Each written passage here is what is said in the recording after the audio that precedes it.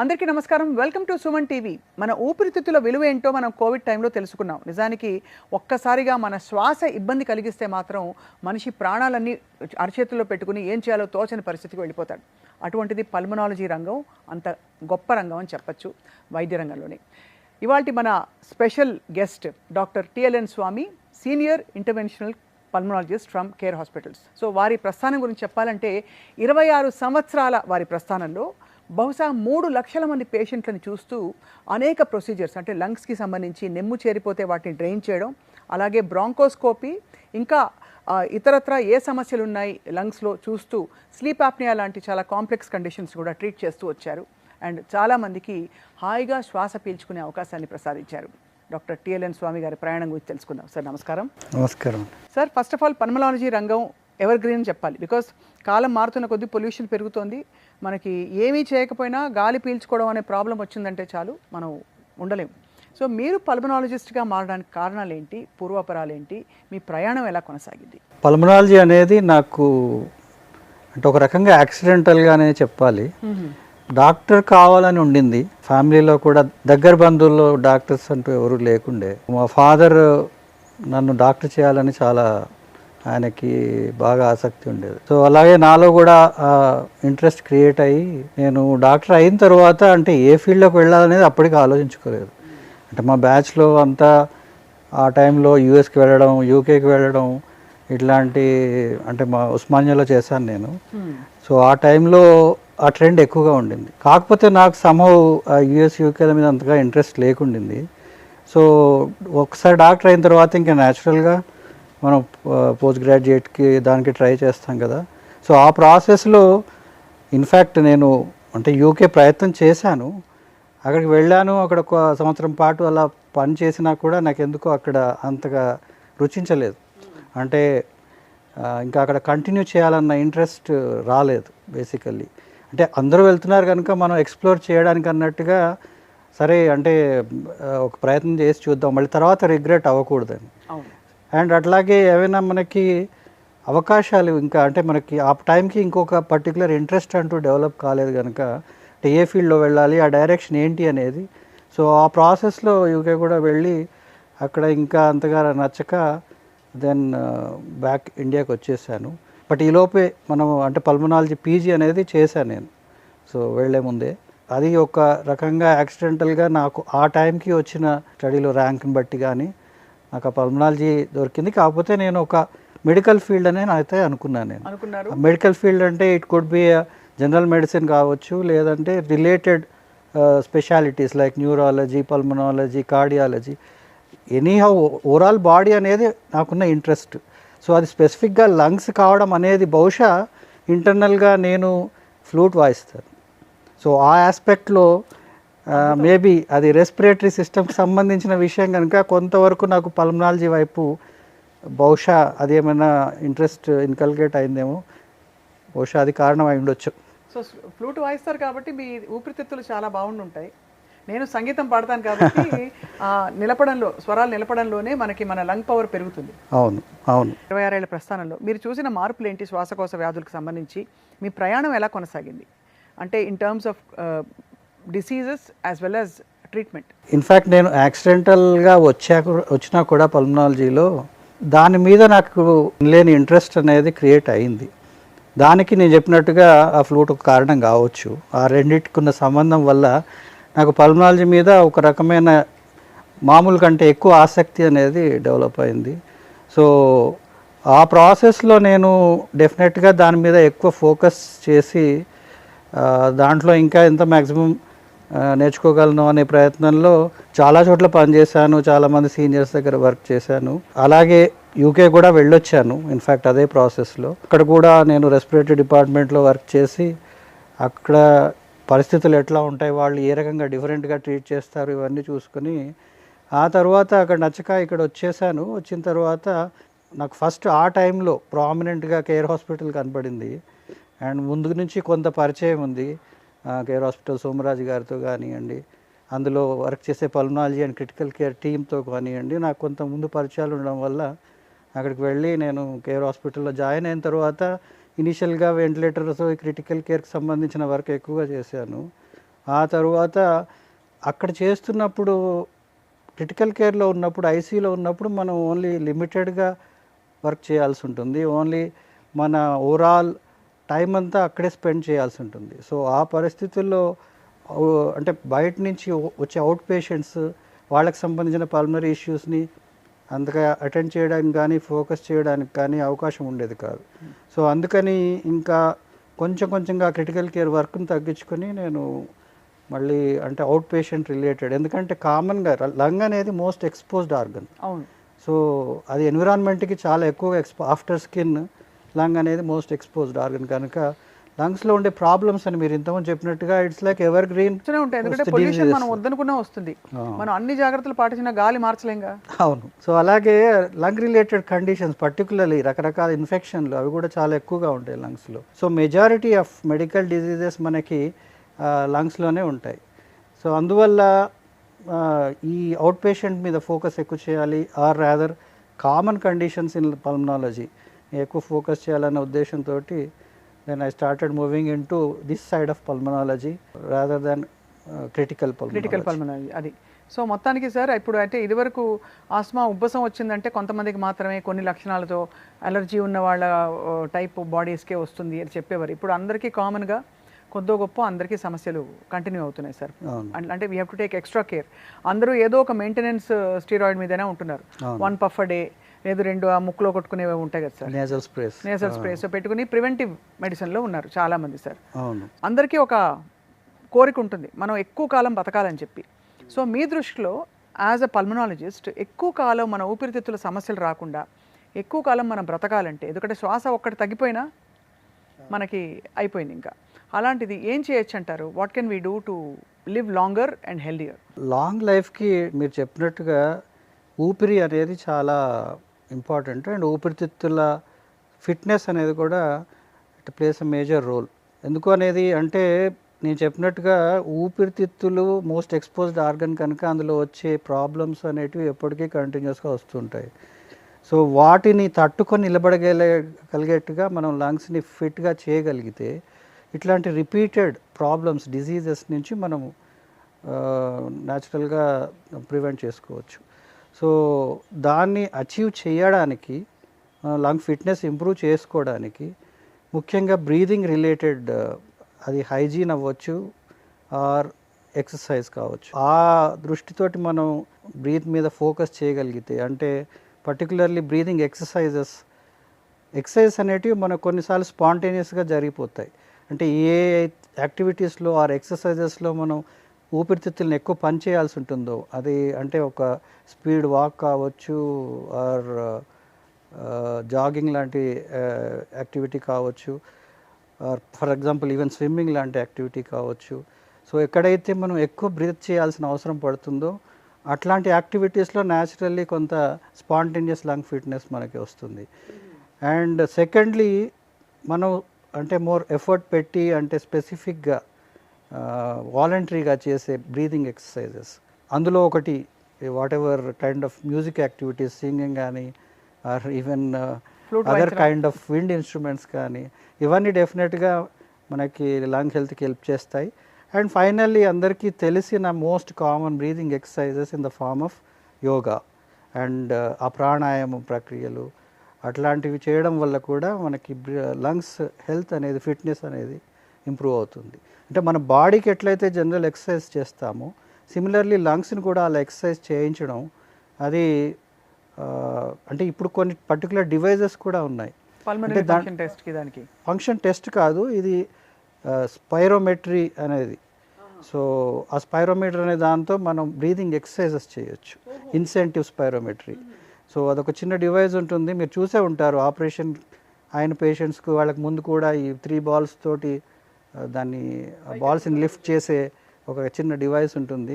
So దాంట్లో deep breathing చేయడం వల్ల మన రెస్పిరేటరీ మజిల్స్ని ఇంప్రూవ్ చేసి లంగ్ కెపాసిటీని ఇంప్రూవ్ చేస్తాం. సో ఆ కైండ్ ఆఫ్ అదే యాక్టివిటీ మనం యోగాలో ప్రాణాయామం రూపంలో చేస్తాం.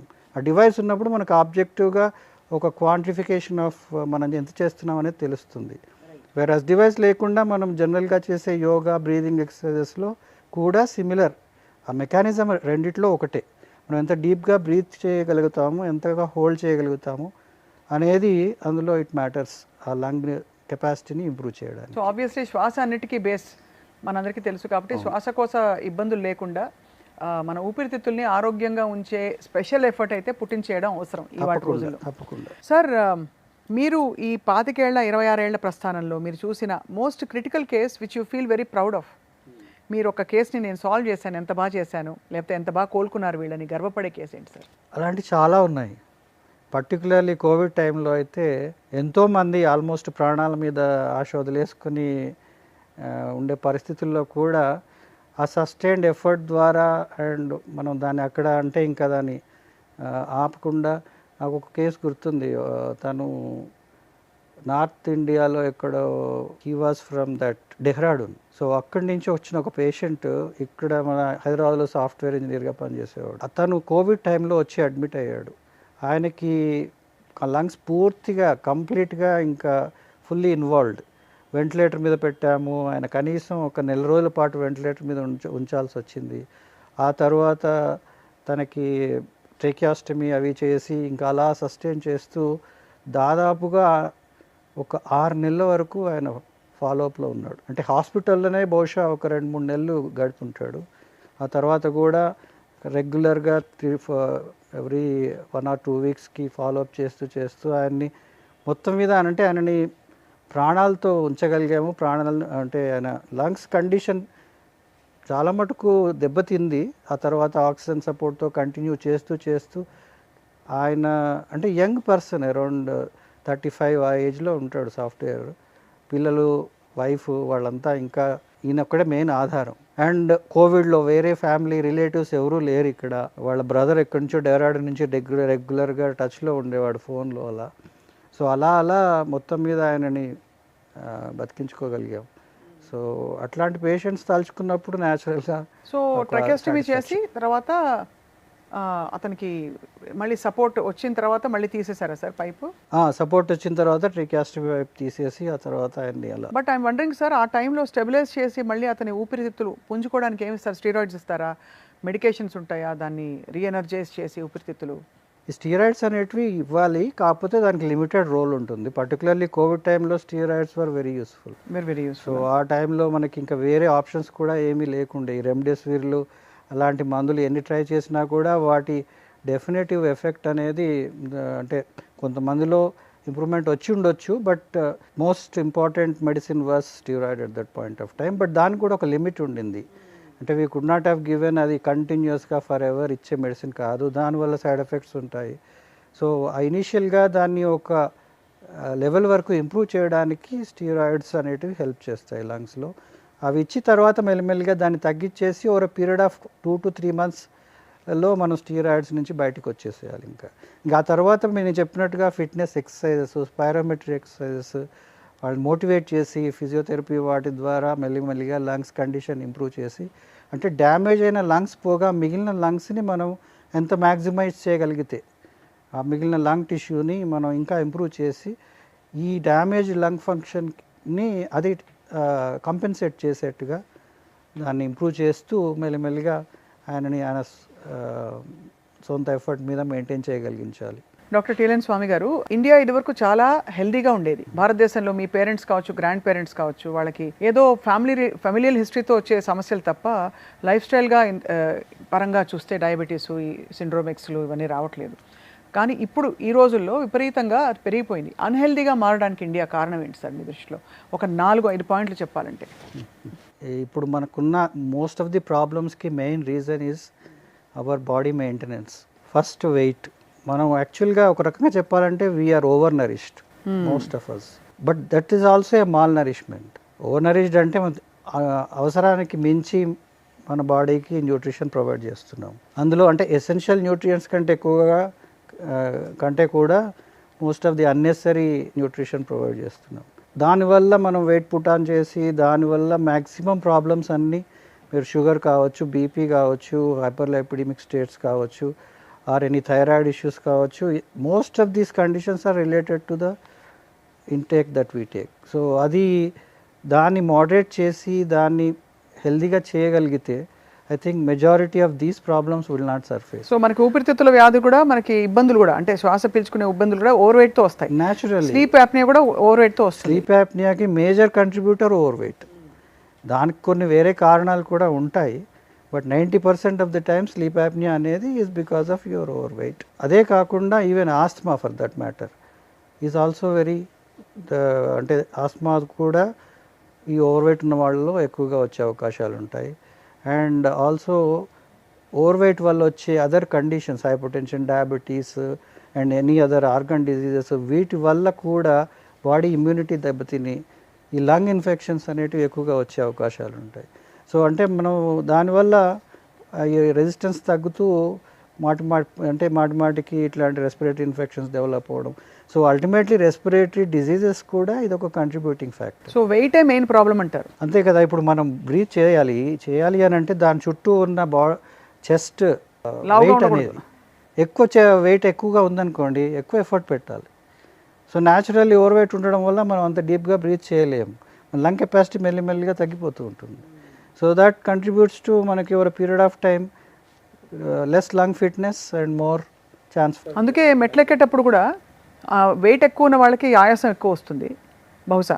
I'm saying apart from heart. And not only that, అంటే ఇప్పుడు మనకి రెస్పిరేటరీ సిస్టమ్ అనేది బాడీకి ఆక్సిజన్ ప్రొవైడ్ చేస్తుంది. అది ఒక 50 kg అండ్ అంటే ఆప్టిమల్ వెయిట్ ఉందనుకోండి, వాళ్ళకి ప్రొవైడ్ చేయాల్సిన ఆక్సిజన్ తక్కువగా ఉంటుంది.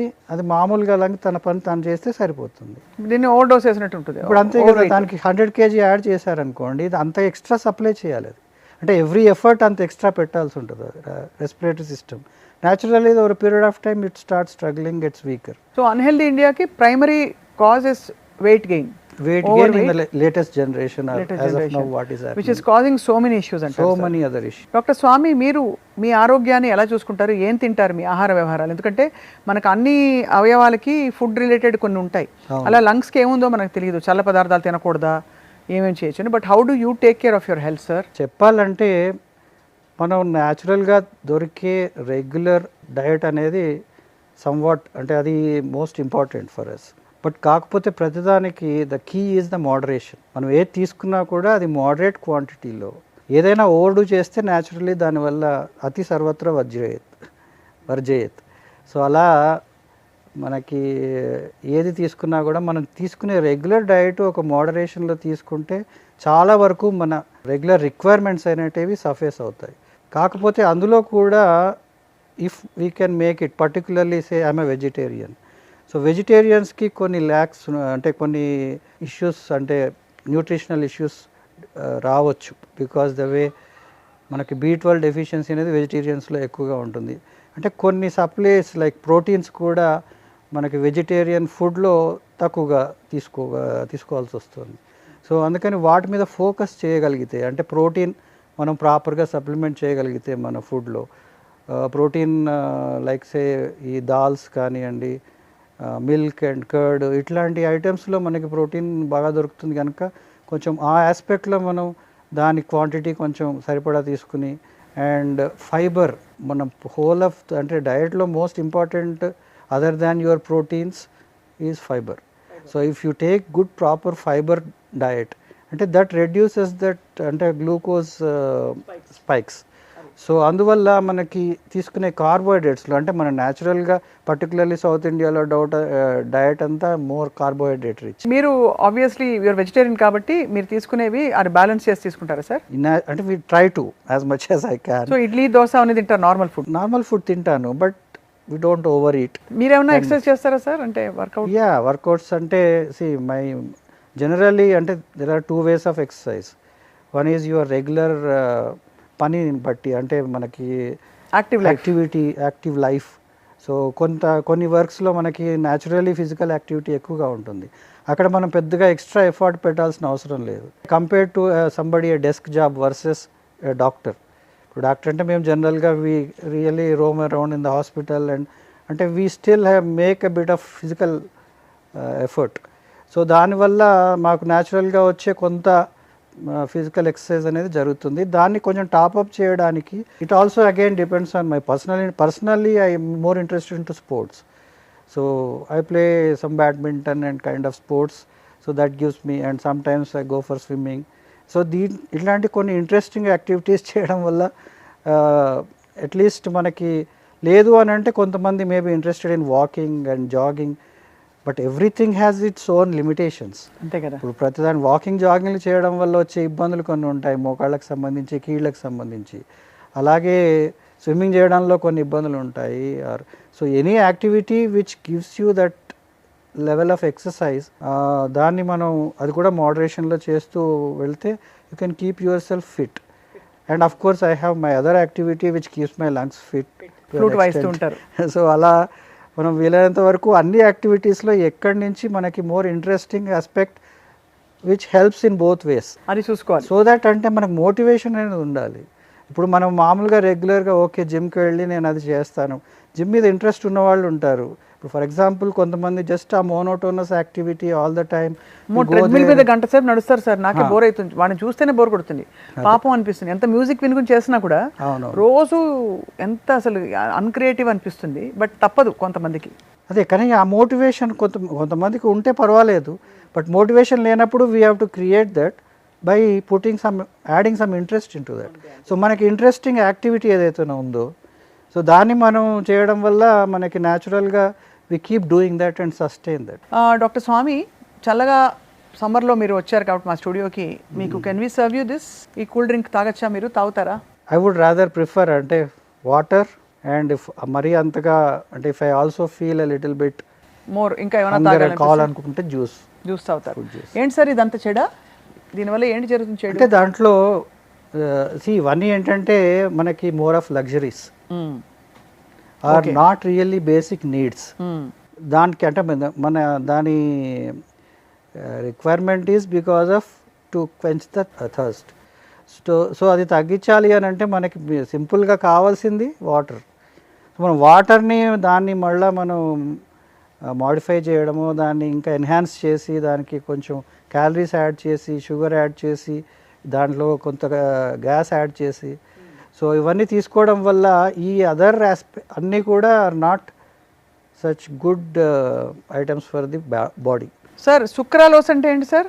దీనిలో సుక్రాలోస్ అండ్ స్టీవియోల్ గ్లైకోసైడ్, అసలు చదువుతుంటే నాకు స్పెల్లింగ్లు కూడా అర్థం కావట్లేదు. అవన్నీ షుగర్ రిలేటెడ్ అడిటివ్స్ అన్నీ ఉన్నాయి కాబట్టి ఇది రోజు తాగే వాళ్ళకి చాలా మంది ఎక్కువ తాగేస్తున్నారు సార్ కార్బోనేటెడ్ బెవరేజెస్. వద్దంటారు అయితే? పర్టికులర్లీ సమ్మర్లో ఇంకా అందరూ పిల్లలు దప్పిక తీర్చుకోవడానికి ఇంకా అవి చాలా ఎక్కువగా తాగుతుంటారు. దాంట్లో మనకి అంటే జరిగే నష్టాల గురించి వస్తే కనుక, ఒకటి యాసిడిటీ ఎక్కువ అవుతుంది. సో ఇమీడియట్గా దాంట్లో ఉండే కొన్ని రియేజెంట్స్ అవి ఇవి ఉంటాయి కదా, సో వాటి వల్ల కూడా బాడీలో స్టమక్లో యాసిడ్ ప్రొడక్షన్ ఎక్కువ అవుతుంది, యాసిడిటీకి దారితీస్తుంది. రెండు, దాంట్లో ఉండే షుగర్ కంటెంట్తో న్యాచురల్లీ షుగర్ స్పైక్స్ అవి ఉంటాయి. పర్టికులర్లీ ప్రీ డయాబెటిక్స్ బార్డర్ లైన్లో ఉన్న వాళ్ళలో అవి డెఫినెట్గా they lead to more sugars. దానివల్ల అంటే జనరల్గా వాటర్ కూడా ఒకేసారి సడన్గా బాగా కూల్గా తీసుకోవడం అంత మంచిది కాదు. సో మనం తీసుకునే వాటర్ని కూడా ఒక మోడరేట్ టెంపరేచర్లో, టెంపరేచర్లో తీసుకోవడం వల్ల అది అంటే దట్ ఈస్ మోర్ హెల్దీ. ఏమవుతుంది సార్ ఒకవేళ చల్ల నీళ్ళు ఫ్రిడ్జ్ నీళ్ళు తాగేస్తే ఏమైపోతుంది అంటే it leads to sudden temperature changes కదా. So within the internal body and the external temperature surface, and also it can stimulate more acid production, and then that can lead to more. So అసిడిటీకి రాకూడదు కాబట్టి, sugar spikes ఉండకూడదు కాబట్టి carbonated బెవరేజెస్ని avoid చేయమంటారు మీరు? తప్పకుండా, కంప్లీట్గా. So ఈ మరి సమ్మర్లో ఆబ్వియస్లీ తాగడానికి మీరు అన్నట్టు, అలాగే ఎప్పుడు దప్పిక ఉన్నా కూడా తీర్చుకోవడానికి ఉత్తమం మంచినీళ్ళు రూమ్ టెంపరేచర్లో.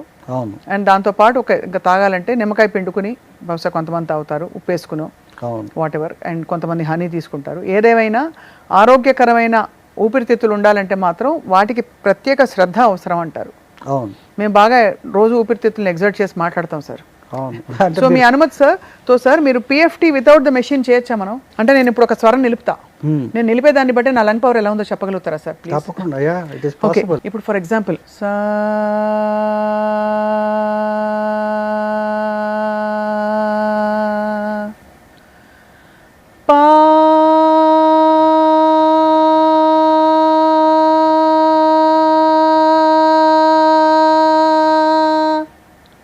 ఎలా ఉంది సార్?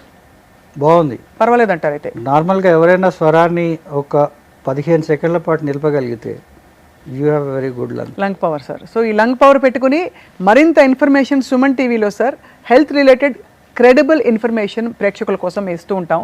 మీ అమూల్యమైన సమయాన్ని, ఎందుకంటే మీరు రోజుకి 30-40 మంది పేషెంట్స్ చూస్తారు, ఇంత ఎండలో మీరు మీ సమయాన్ని వెచ్చించి మా వ్యూవర్స్ కోసం వచ్చారు doctor TLN Swami garu. We are always grateful to you. మీ ద్వారా ఊపిరితిత్తులకి సంబంధించిన అన్ని ఆస్పెక్ట్స్ రాబోయే రోజుల్లో మేము ఇన్ఫర్మేషన్ తెలుసుకుని we want to give the right information to our viewers. Sure అండి. Thank you so much. Thank you so much.